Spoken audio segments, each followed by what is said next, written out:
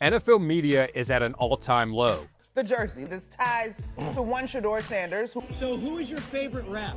It's time to have a football show be about football. The thing that's missing in football media is football, like actual smart football discussions. Nobody cares about who's the GOAT of football for the 50th time having that discussion. Nobody cares about hearing about the Dallas Cowboys every single day, or Shador Sanders every day, or some fantasy football TikTok bro with broccoli hair saying, "You won't believe this fantasy sleeper, nobody's heard of him, Emeka Egbuka." I have gone online and I have asked in threads, what is a form of NFL media that you want to see more of? And overwhelmingly, a lot of people say more coverage on actual teams. Teams that aren't talked about a lot. The Colts, the Seahawks, the Falcons, the Titans. They just want information on those teams and how does it apply to them. They don't want surface level biased discussions. But what's crazy is that even though this is what the people want, for the month of August, I have done deep dive after deep dive on every NFL team, provided jam-packed information, yet the videos are only getting 100 or 200 views. But if you are one of the 100 people that came across this video via the miracle known as the YouTube algorithm,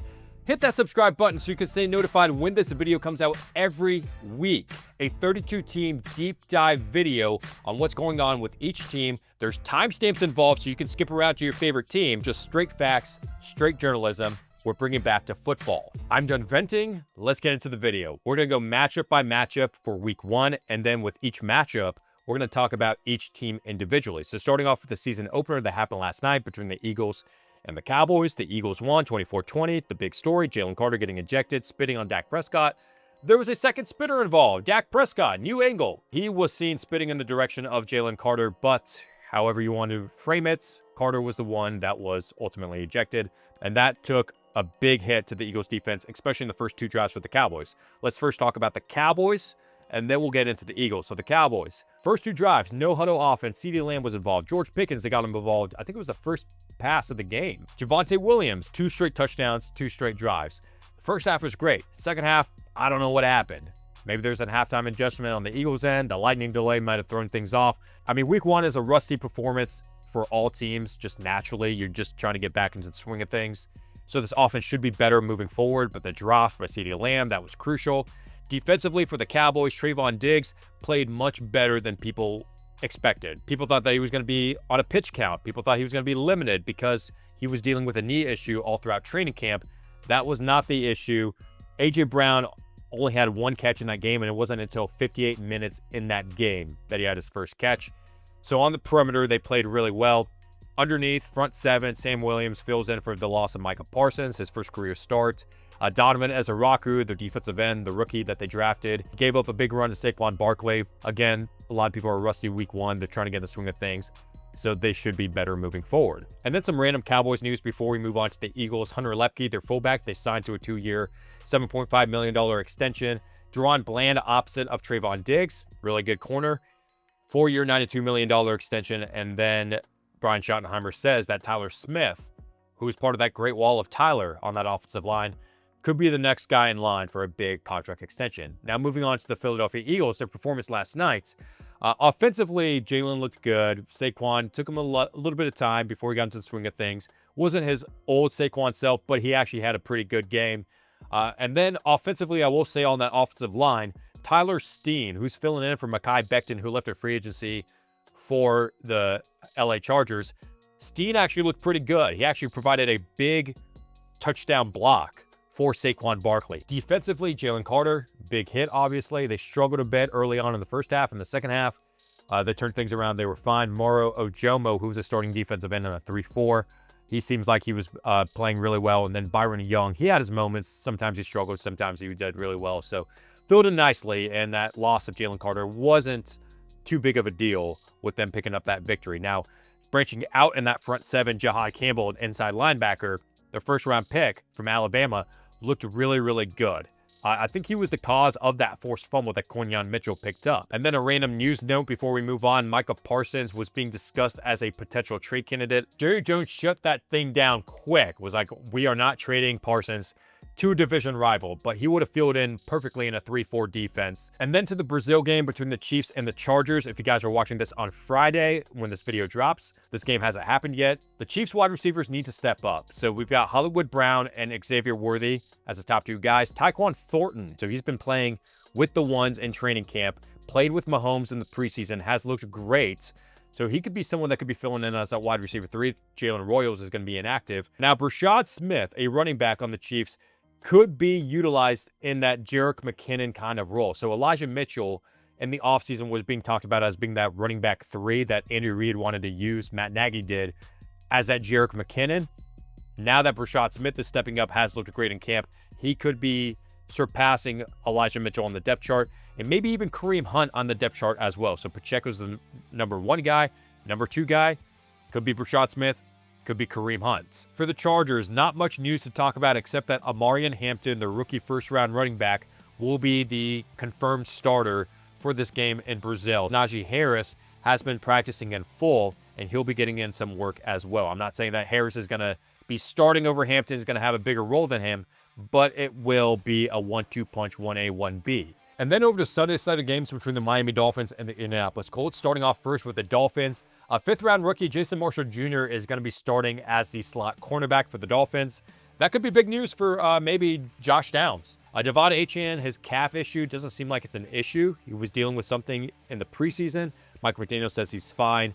Ollie Gordon, who's lit it up in preseason, they needed that short yardage back. That was their biggest need outside of staying healthy for the season. Ollie Gordon's going to be stepping up. Could have that Raheem Mostert role that he had a couple seasons ago. Gordon's going to be working in well with Devon Achane. And then Tyreek Hill has been on that injury report, dealing with an oblique and calf issue. Doesn't seem like it's going to be an issue. He should be good to go in this game.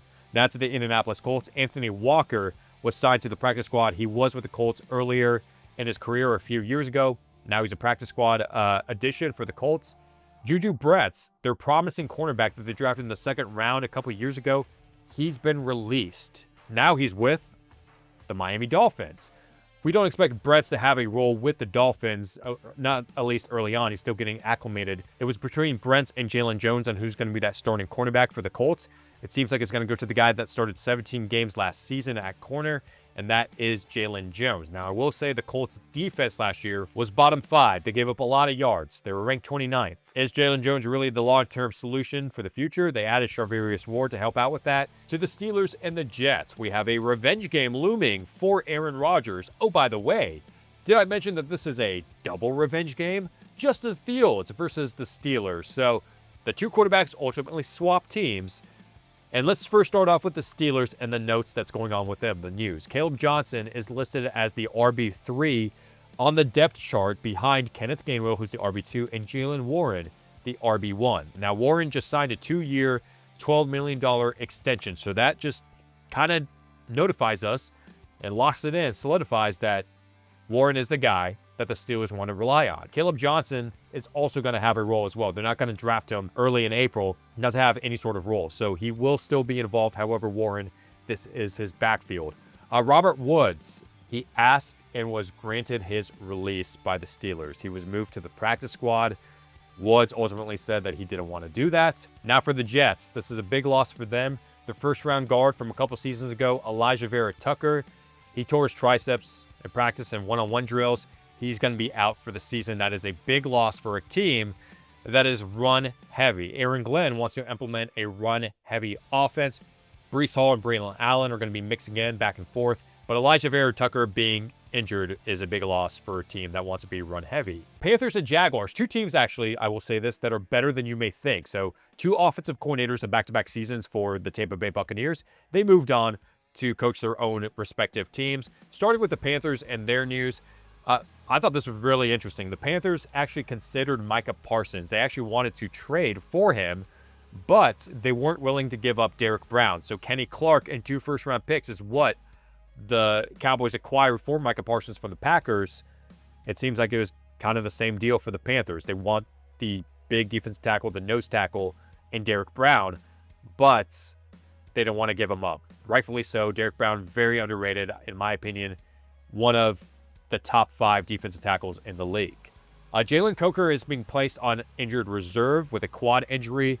So Hunter Renfrow was released. Then he was re-signed after Jalen Coker was placed on IR, and Dave Canales has confirmed that Renfrow will be playing the slot. So it's going to be Ted McMillan, who's going to be getting a lot of targets. Xavier Legette, Hunter Renfrow, is going to be playing in that slot as well. And then Ike Ekwonu, their first-round offensive lineman from a couple seasons ago, had an appendectomy, so his status is up in the air against the Jaguars. And then to the Jaguars and their news, Travis Hunter, he's listed as a starting wide receiver and a backup quarterback. Backup cornerback does not mean your cornerback two. It's the outside corners are your top two guys, and then the slot corner is your third guy. So if an injury were to occur to any one of those guys, then Travis Hunter would come in.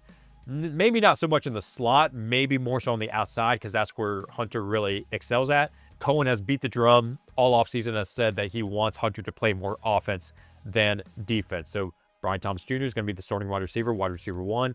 Then Hunter, we expect to be the wide receiver 2. And then De'Ami Brown. James Gladstone has talked really highly of him ever since his days with the Rams. Thought about drafting him. Tank Bigsby or Travis Etienne. That is how the unofficial depth chart is listed at running back. So Liam Cohen wants to utilize both guys. Tank Bigsby, we expect to be that pure rusher. Travis Etienne, more of that gadget guy. But both of them are going to have a heavy role. They're both going to be heavily involved in this Liam Cohen offense. To the next matchup between the Cardinals and the Saints. The Arizona Cardinals, starting with the news for them. 1A, 1B might be a situation at running back. James Conner and Trey Benson. Conner has confirmed it. Jonathan Gannon, he said that he views Trey Benson as a starting running back in this league. So we expect Benson to have a much bigger role this season. You're going to be seeing it as early on in this game against the New Orleans Saints. Drew Petzig, the offensive coordinator for the Cardinals, wants to design more run plays for Kyler Murray. Murray utilizes his legs mostly in situations where he needs to, but he wants to design more run plays for Kyler Murray. To the New Orleans Saints, we know about Spencer Rattler. He's being named the starter. We'll see how long that lasts. If he can play really well, go for the entire 17-game stretch. Tyler Shough is on deck if anything were to happen. Kamara is confirmed by Kellen Moore. Not that this was a surprise of any sort, but it's news, and I just wanted to mention to you guys, Alvin Kamara will get the bulk of the carries in the running back room. Kendrick Miller is going to be that running back too. And then Thomas Dimitroff, the former Falcons general manager, has been hired by the Saints to be a consultant of some sort. So it's kind of similar to Dave Ziegler, who is now the assistant general manager for the Tennessee Titans, and the role that he had. Just provide some sort of consulting for the Saints and that front office. The next matchup between the New York Giants and the Washington Commanders. For the Giants, and news starting with them, Jackson Dart is unofficially listed as quarterback 2 behind Russell Wilson. Jameis Winston is going to be the quarterback 3. Now, depth charts, unofficial, don't mean too much. However, in preseason, the way it's been going, Jackson Dart has looked really well and has earned the right to be quarterback 2. So we'll see what happens if he's going to be the quarterback 2 behind Russell Wilson officially. Wan'Dale Robinson, it's kind of confirmed based off of beat reporters and what they've been seeing in training camp. Wan'Dale Robinson will probably have the same role that he had last season. So 130, 140 targets on the season, but only averaging 6.9, 7.1 yards per reception. For the Commanders, Terry McLaurin, he signed a big 3-year, almost $100 million contract extension. He's locked in, but there's questions about his game shape because he wasn't playing in preseason, barely practicing with the team. And what Terry McLaurin had to say on his snap count for this Sunday against the Giants, he said, quote, "I feel like I'm in great shape right now. I'm going to be communicative throughout this weekend and how I'm feeling Sunday, but as of right now, I feel ready to go." So don't expect 90 to 95% of the snaps that he will be taking, which is his usual snap count. Maybe more so 70 to 75, 80% maybe. He's going to be, like I said, communicative with the coaching staff. It might take him a week to get caught up and back in game shape, but after this week, for the rest of the season, you're going to get the scary Terry that you usually get of years past. Ja'Cory Krosky-Merritt is working in as the RB4 on the unofficial depth chart. So unofficial depth charts don't mean much. Don't take it to heart. Austin Eckler is the 1. Jeremy McNichols is listed as the RB2. Chris Rodriguez is listed as RB3, and then Bill is RB4. But what JP Finley, beat reporter for the Commanders, is saying and seeing in practice is Jaden Daniels and the 1s are working with Austin Eckler and Krosky-Merritt.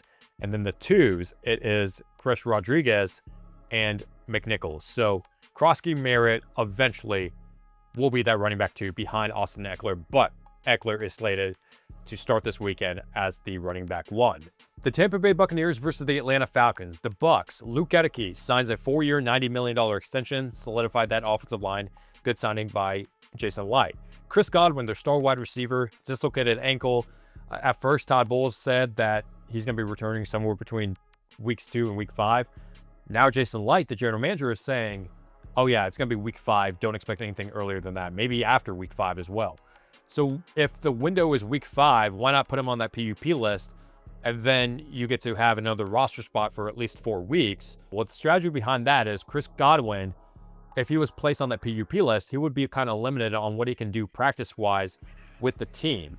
And they feel like in the next 2, 3, 4 weeks, he should be good to go in a limited fashion at practice. So that should be considered his revamp process. And so then by week 5, week 6, he should be acclimated enough to play in a game. For the Falcons, their wide receiver, Darnell Mooney, suffered a shoulder injury early August in training camp and practice. He's day-to-day right now. By the time this video drops, we don't know his status on him. Right now, he's day-to-day. Don't know if he's going to be playing this weekend against the Bucs. The Bengals and the Browns, starting with the Bengals, 3rd-round pick Dylan Fairchild, guard, is going to be starting for the Bengals. So Cordell Volson was also a candidate. There was a training camp battle between them on who's going to be starting at guard. But Volson is now on IR, so that gives the reins to Fairchild to be starting and protecting Joe Burrow. And then another rookie 2nd-round pick, Demetrius Knight Jr., on the defensive side of the ball is going to be starting at linebacker. It was kind of a battle between him and Oren Burks, who's going to be starting. Burks, who had a solid NFC Championship game for the Philadelphia Eagles, went to the Bengals in free agency.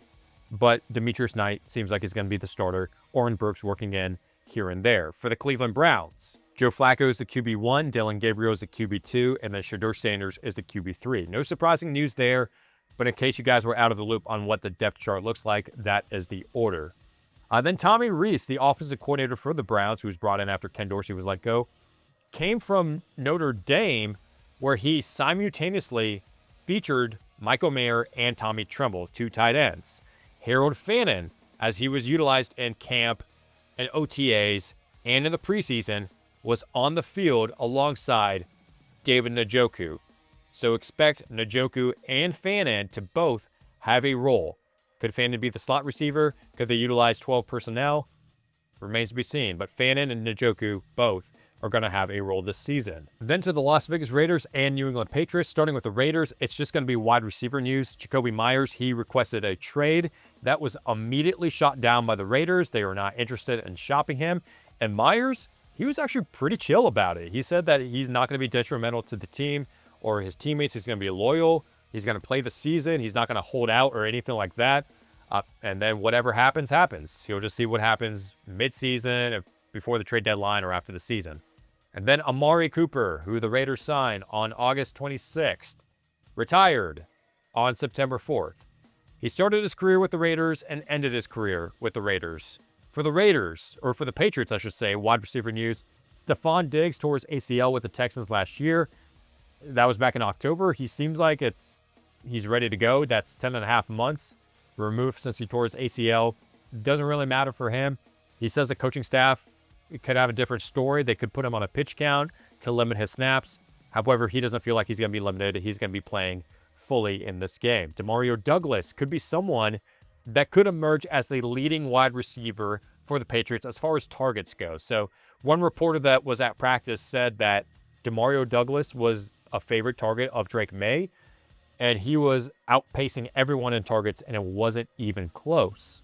So Demario Douglas might be a guy to watch out for. And then Christian Gonzalez, their star cornerback. This is a big loss if he weren't to play in this game. He's dealing with a hamstring issue right now. He's currently not practicing by the time that this video was filmed. His status is up in the air this weekend. To the Seattle Seahawks and San Francisco 49ers. More wide receiver news because the 49ers are kind of thin right now with Brandon Ayuk dealing with a season-ending injury last year. He's still recovering from that, won't be around for this game. Deebo Samuel was traded to the Commanders. Ricky Pearsall, the first-round pick from last year, he's still around, so he could be the wide receiver 1.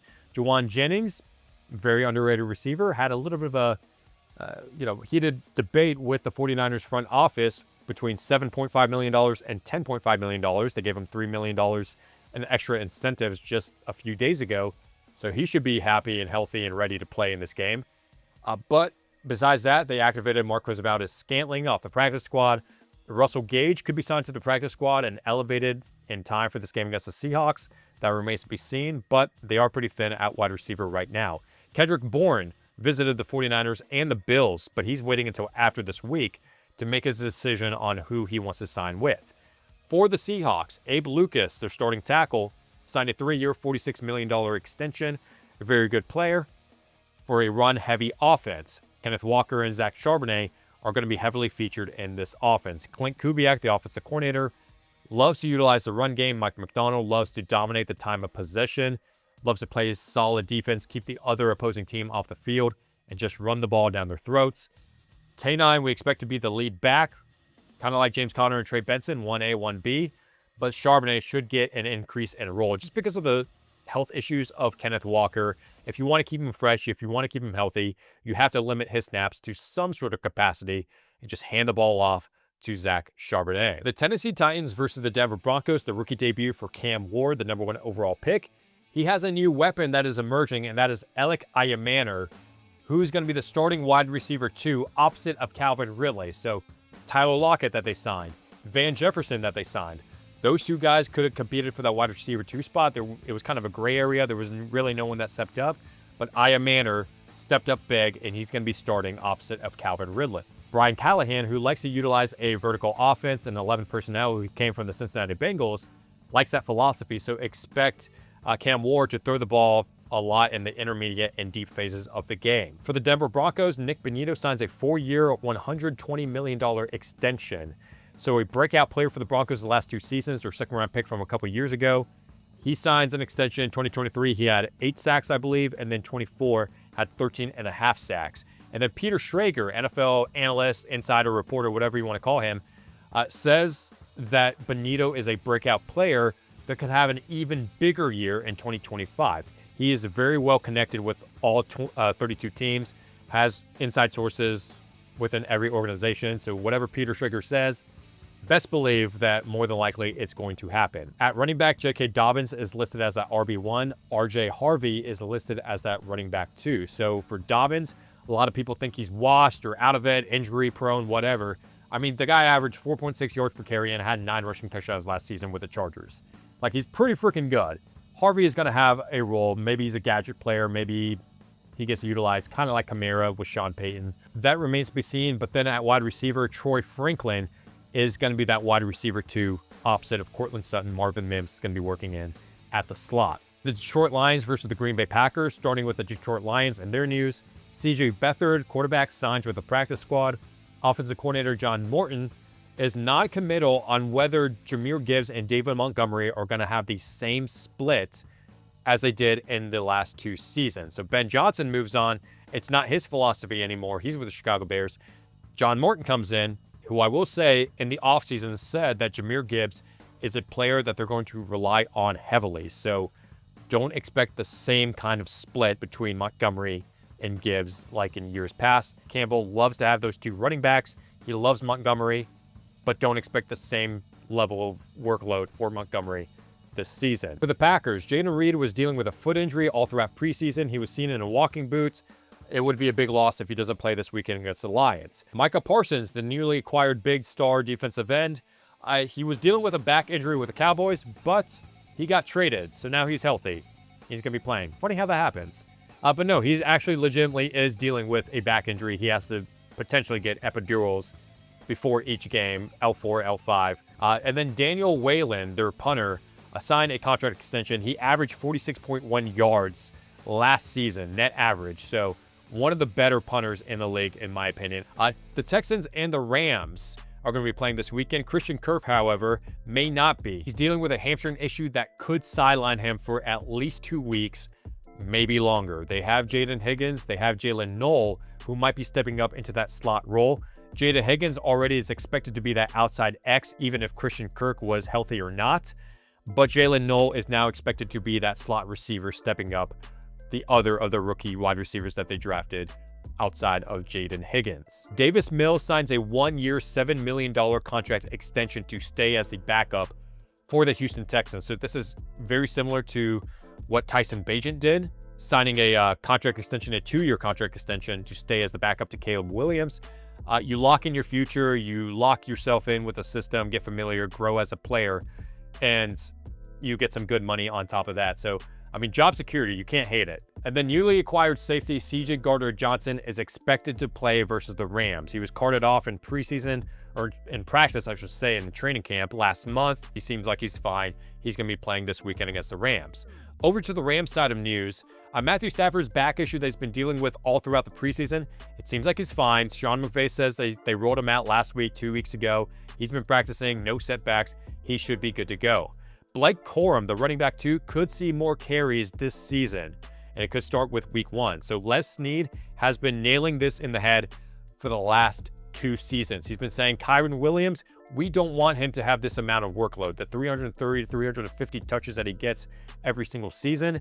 We don't want that. We want to preserve him. So you could expect Blake Corum to take the load off of Kyren Williams just a tad bit. And then Terrace Ferguson, the tight end rookie. If you expect him to be the starting tight end over Tyler Higbee, not going to happen. So Les Snead this offseason, when asked about Terrace Ferguson, Les Snead made it a point to go out of his way and say, yeah, I like Terrace Ferguson. I could definitely see him as the heir apparent to Tyler Higbee, alluding to the fact that Higbee is still the starting tight end for the Los Angeles Rams. Over to the Sunday Night Football between the Baltimore Ravens and the Buffalo Bills. Big matchup this week.